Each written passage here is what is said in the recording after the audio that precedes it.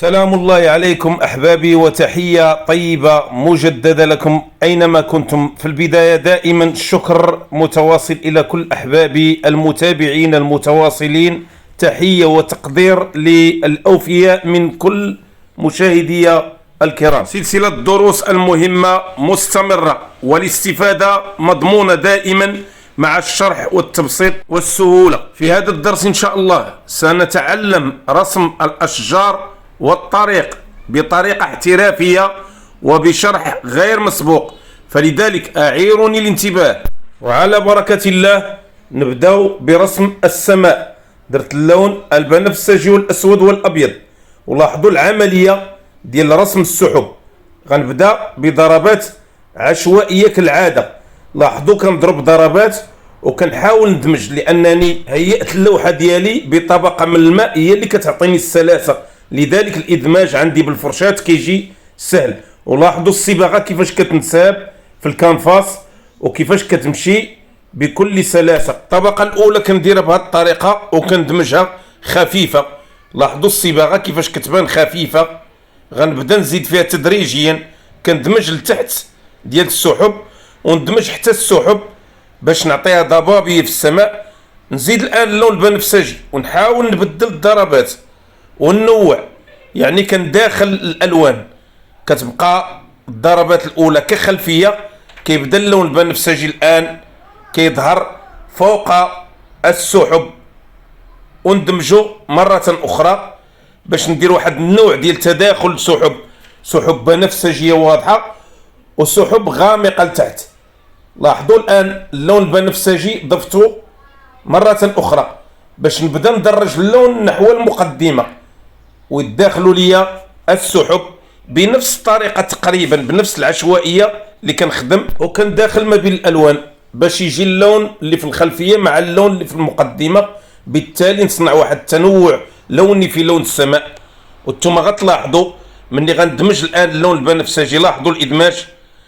غادي نصنع تركيبة من الألوان في الخلفية وفي المقدمة. الآن غنجيب اللون البنفسجي والأزرق، ضفت لي شيء قليل من اللون الأسود والأبيض، عطاها الدرجة، وكنديرو من الفوق وندخلو في السحب باش ندمج ما بين الألوان ونصنع في الأخير واحد التداخل لوني غيدير لي ضبابية في السماء. ثم بنفس الطبقة مع إضافة خفيفة للأزرق والبنفسجي رسم سحب أخرى بهذا اللون السماوي اللي درت الآن، وندمج السحب الآن بفرشاة الأنجولو.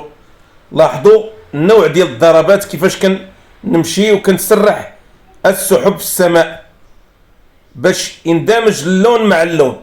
ولاحظوا الآن اللون البنفسجي اللي في الخلفية بدا يبان الآن ويتداخل مع هذا اللون اللي كندير الآن. لاحظوا التداخل اللوني باش نصنع سحب. الآن بدات كتظهر السحب بطريقة الإدماج وبطريقة ديال اللعب بالفرشاة. ونضيف كذلك اللون لتحت مع إضافة خفيفة للأزرق واللون الرمادي والأبيض باش يعطيني تدرج. الآن راه هي تقريبا لون السحب. كتبقى لي العملية الأخيرة اللي هي اللون الأبيض. غندير سحب باللون الأبيض غيختم لي ألوان السماء، لذلك غادي نحاول ما أمكن نركز على اللون الأبيض كتوزيع في لون السماء. لاحظوا السحب بفرشاة الأنجولو الرقيقة كيفاش غنوزعها ما بين اللون البنفسجي واللون الأزرق ونداخلها باش تعطيني واحد البعد ثلاثي في السماء. ثم غتشوفوا الآن كيفاش غادي يبدا يكون الموتيف ديال السحاب، يعني شكل السحاب.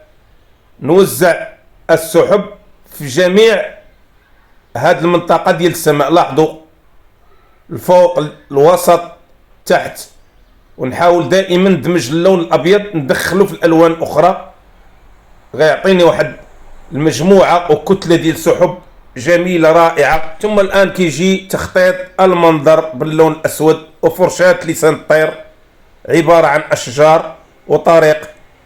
وممكن لي ما نأثرش، ولكن باش تحاولوا دائما تضبطوا رسم المنظر ديالكم لا بد من التأطير، لا بالنسبة للأحباب المبتدئين ولا كذلك الهواة. كيبان الآن المنظر. ثم نبدأ بلون السماء لتحت، نحاول نختم ألوان السماء باللون كريم أصفر كريم مع البنفسجي والأبيض. ولاحظوا الطبقة ديال خط الأفق كيفاش غندير هاد التلوين ديال البنفسجي مع اللون اصفر كريم والبنفسجي. غندير واحد كتله ديال المروج بعيده غتبان ضبابيه، ثم ندير اللون الازرق والبنفسجي والاسود والابيض مع قليل من الاخضر، نلون به الجبل اللي في خلفيه الاشجار بطبيعه الحال دائما بفرشاه الانجلو الرقيقه، لان اللوحه مقاس 35 سنتيم، اللوحة صغيرة لذلك الفرش غتكون صغيرة. ومع تلوين الجبل دائما اللي في خلفية الأشجار لاحظوا اللون وقوة اللون وكيفاش انسجم لي مع ألوان السماء، لأن فيه جزء من ألوان السماء. الآن غادي ندير اللون الأسود وشيء من الأخضر والأحمر. غادي نحاول نلون لون الظل الأشجار اللي على اليمين. لاحظوا الفرشات المشعة اللي كتعطيني الموتيف ديال الأشجار بضربات جميلة. نحاول نوزع اللون بسلاسة. ممكن كما أقول دائما نغير من الضربات، ولكن أنا كنفضل ندير هاد الضربات باش دائما نصنع موتيف كيعطيني الشكل ديال الأشجار باين وواضح. نغير من اللون، نضيف اللون الأخضر والأصفر كريم، ولاحظوا الدرجة تغيرت باش ندير اللون الآخر اللي لون الظل للشجرة الأخرى. لاحظوا اللون كيفاش غيرته، لأن بطبيعة الحال الانعكاسات الضوئية غتفرض وجودها من بعد، وأنا كنهيئ لون الظل دائما استعدادا لألوان الضوء كما أقول دائما. وهذا اللون اللي كيكون لون الظل وفراش للالوان القادمه كنستمد منه دائما وكنخرج منه الوان الضوء. حاولوا ما امكن تركزوا على هذه الفائده احبابي. لاحظوا اللون متغير. الان غندير طبقه اخرى من اللون فيها اللونين، اللون الاول واللون الثاني مع اضافه للون الاحمر. ولا لاحظتوا راه دائما كاين واحد النوع من التغيير في الالوان رغم انها الوان ظل كلها وفيها اللون الاسود، الا انني كنغير من منطقه لاخرى وكنحترم الانعكاسات الضوئيه اللي غتجي من بعد. الطبقه ديال اللون الاخضر والاسود تبدلات مره اخرى باضافه الاصفر كريم والاصفر الحامضي مع قليل من الاحمر. لاحظوا كيفاش تغير اللون. ونحاول كذلك على الجهه اليمنى نضيف اللون الاحمر مره اخرى باش دائما الوان الظل تكون متنوعه ومستمده من الانعكاسات. الان اللون الاصفر والاحمر وشيء من الاخضر والابيض والاسود، شيء من الاسود باش ندير لون الطريق. لاحظوا كيفاش كنهيئ الالوان ديال الظل في المنظر بسهوله باش نوجد المنظر الطبيعي والفراش ديال المنظر الطبيعي. نفس اللون غنضيف عليه اللون الاحمر والبنفسجي ونديرو على الجهه اليمنى كاشجار بعيده في الخلفيه، ثم ندير اشجار صنوبر في خلفيه البيت اللي غيكون هنا، وباقي ما لونش البيت باقي باللون الابيض. ندير في الخلفيه ديالو اشجار الصنوبر بفرشاه الانجلو المسننه المثلثه، الرسم اشجار الصنوبر في الخلفيه تقريبا بنفس التركيبه ديال الالوان، اي الاسود والاخضر مع قليل من الاصفر. الان اللون الاحمر، اللون الاسود واللون الاصفر والاخضر باش ندير لون ظل البيت.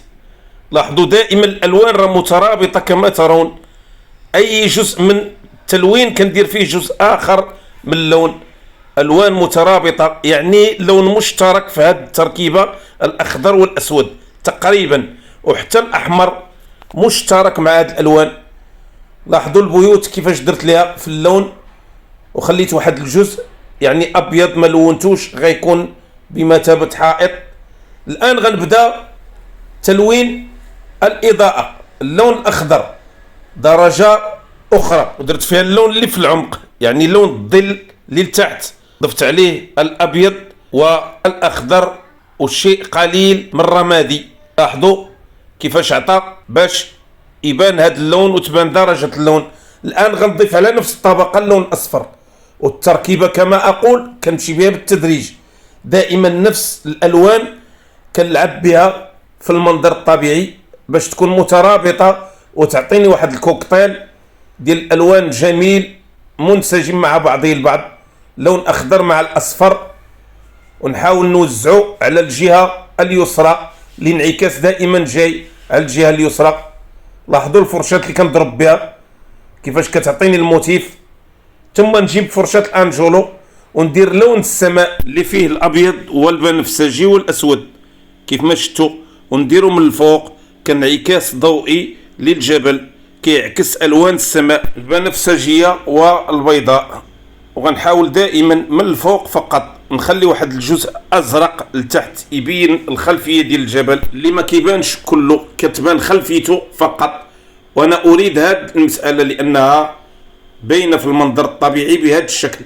الان غنبدا نوزع في اللون الاخضر بفرشاه الانجولو وننوعو في البساط ديال المروج اللي في مقدمه الصوره. لاحظوا الطريقه ديال الضربات وكيفاش كنسرح الفرشاه، كيفاش نحاول نعطي فراش بالفرشاه. لاحظوا الخطوط اللي كنجيبها من اليمين الى اليسار، ونحاول دائما ننوع من الضربات. بدلت اللون الاخضر ضفت عليه اللون اصفر حامضي والكريم وشيء من الابيض باش نعطي اضاءه على الجهه اليمنى ونبين مروج، ثم ندير اللون اصفر كريم على الاخضر مع الابيض باش ننوع الوان المروج في البساط ديال الارضيه. ونحاول دائما نعطي تنوع لوني ديال اللون الاخضر في المروج، كتبين لي الغناء اللوني ديال اللون الاخضر في البساط ديال المروج. وفرشاة الانجولو دائما كنحاول نجيبها مسطحه باش تعطيني الموتيف. الان اللون الاسود والاحمر والبنفسجي وشيء من الاخضر، وعطيت اللون الاسود بقوه باش ندير ظلال على الجهه اليسرى لان هذه المنطقه مظلمه جدا حالكه، كتبين لي لون الظل في المروج. ونوزع نفس الطبقه ديال اللون في الجهه اليمنى بضربات خفيفه هنا وهناك، كتبين لي بعض الانعكاسات ديال الظل في المروج والبساط ديال الارضيه. ثم نعطي للون اضافه في الاشجار، لا على الجهه اليمنى ولا الشجره اللي في الوسط، باش نعطي بعض الضربات ديال لون الظل في الارضيه. وضروري هاد الالوان اللي غنوزعها كظل في كل مناطق المنظر الطبيعي باش تبان لي حتى الزوايا ديال الظل وتعطيني حتى البعد الثلاثي ديال المنظر. ثم نستأنف في توزيع اللون الاخضر اللي ضفت ليه بعض الابيض والاصفر خفيف، وندير نفس الطبقه ديال اللون الاخضر الا انني كنوع، نعطي بعض الاضاءات اخرى ونعطي حتى الوان اخرى مثل اللون الاحمر احيانا. لاحظوا درجه اللون الاخضر وكيف اتعامل مع الضربات، لا ساعات هنا وهناك كنديرها بمثابه خطوط ونقط خفيفه كتغني لي اللون الاخضر.